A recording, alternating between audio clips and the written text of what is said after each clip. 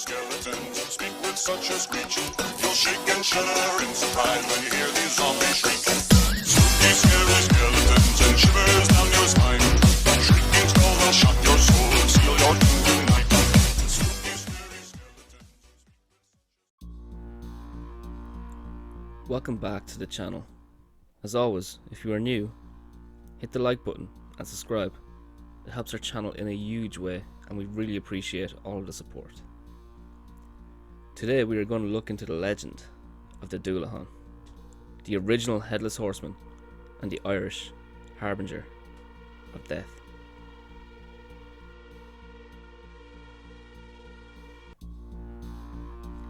The Dullahan is one of the most well-known tales of Irish mythology, and the stories become very popular over time.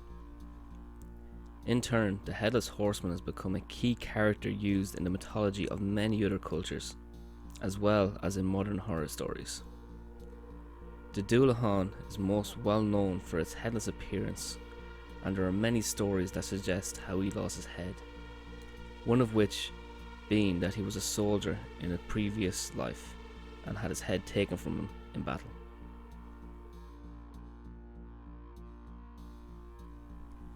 His roaming has been depicted as him searching for his lost head for all of eternity. However, some stories suggest that he already had his head and that he rides with a darker purpose. Believed to be so bitter about his own death that he searches for other souls to take them with him back to the afterlife. He is known as Gan Ceann. In Old Gaelic, Ceann means head and Gan means without, but most people call him the Dullahan, the Dark Man.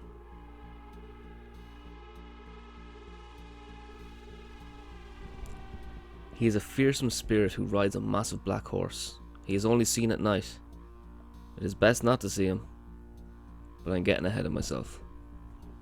He is headless, but he keeps his head near. He either carries it under his arm or thrusts it high in his outstretched hand as he rides his horse. His head is rotted and mouldy in appearance. It has dark eyes that dart back and forth constantly, and the mouth is split into a terrifying grin as he finds joy in taking the lives of others.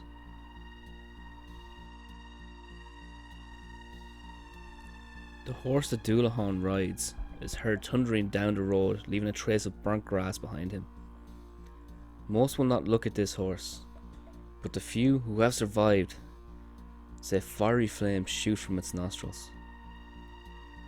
The carriage that some believe he rides is made of coffins, tombstones and bones, indicating his evil intent to take innocent lives.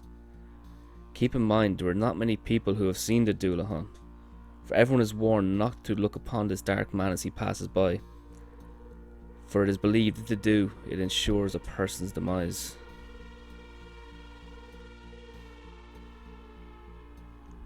The horseman is clothed in dark robes and carries a whip made from a human spine. It is said he barely utters a word except for a name. This is another reason why he is dreaded, for the person this dark spirit names as he stops is doomed, for he claims their soul. No locked gate stays closed when he approaches, bursting open to let the Dullahan through. Owing to its supernatural nature, the Dullahan's head can see for miles over and through any object when searching for the person of its intent.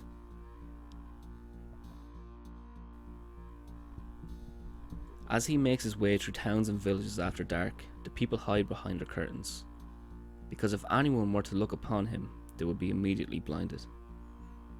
He has the ability to speak only once on a journey, and that is to say the name of the person whose life he wishes to take. Once the Dullahan states this name, that person's soul is called to death, and there is no defying this call. He steals their soul and the person drops dead. There is no warning, except for the pounding of his horse's hooves on the road as he approaches, and when he stops and calls out their name, family members or friends who try to help this person find that the Dullahan splashes blood in them and whips out their left eye, which marks them as one of his next victims. One eyewitness, W.J. Fitzpatrick, a storyteller from the Mourne Mountains in County Down, recalls his experience with the Dullahan.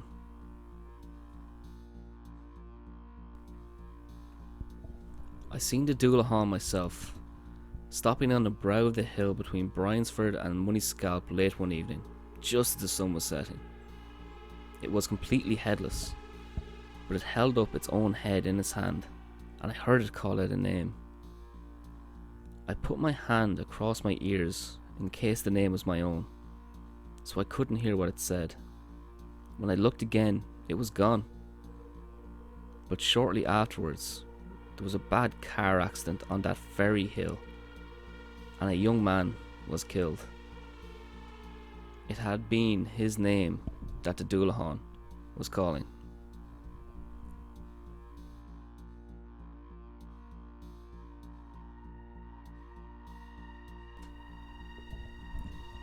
Is there any defence against the Dullahan? There is one, and it was discovered by accident. A man from Galway walking to a friend's house late one night heard the sound of horses' hooves pounding behind him. He turned to see the spirit and his black steed charging ever closer. He screamed and made a run for it, but as most know, a mere mortal man cannot get away from this dark faery, and this man had looked upon him.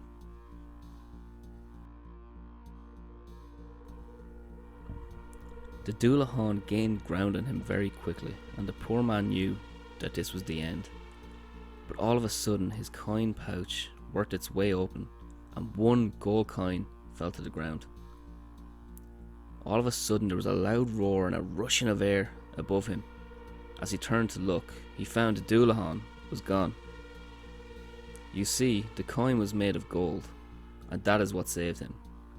It seems the Dullahan has a irrational fear of gold. Even a small amount would frighten him off. During the period when the story of the Dullahan was most popular in Ireland, families were likely to possess gold.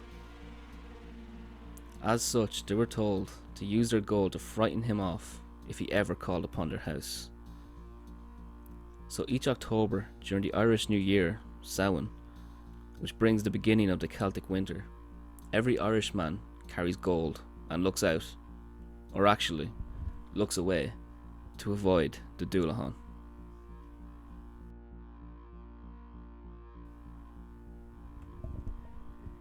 The depiction of the Dullahan is believed to have developed as the embodiment of the ancient Celtic god of fertility, Crom Dubh. King Tigirmas, the king of Ireland long ago, in an era when human sacrifice to the gods was believed to be a popular ritual, worshipped Crom Dubh.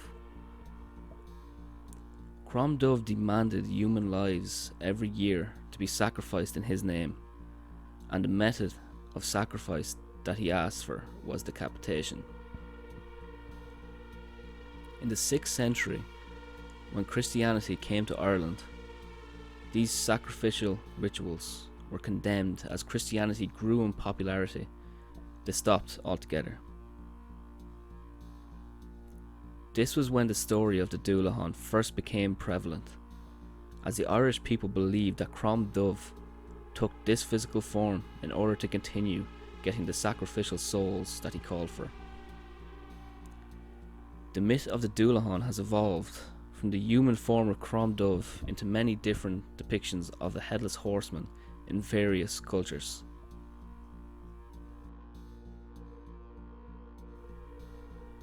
The legend of Sleepy Hollow in America is based on this Irish legend, telling the story of a soldier who lost his head in the American Revolution and rose during the festival of Halloween to search for it.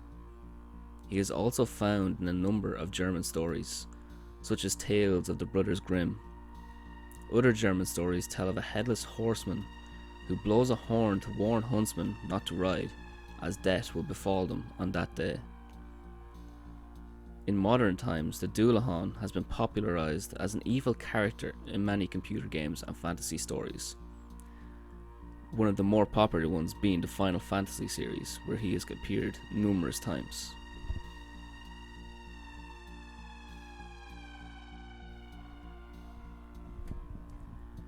The legend of the Dullahan is one of the best represented Irish legends, and it will continue to live on for many, many years.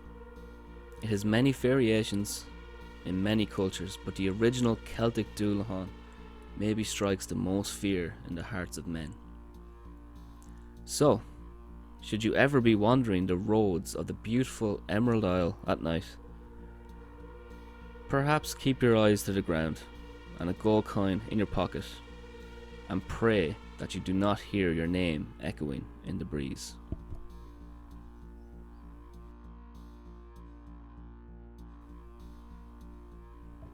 Thank you all so much for watching.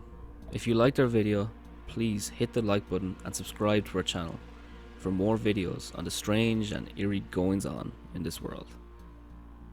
Until next time, good night and good luck.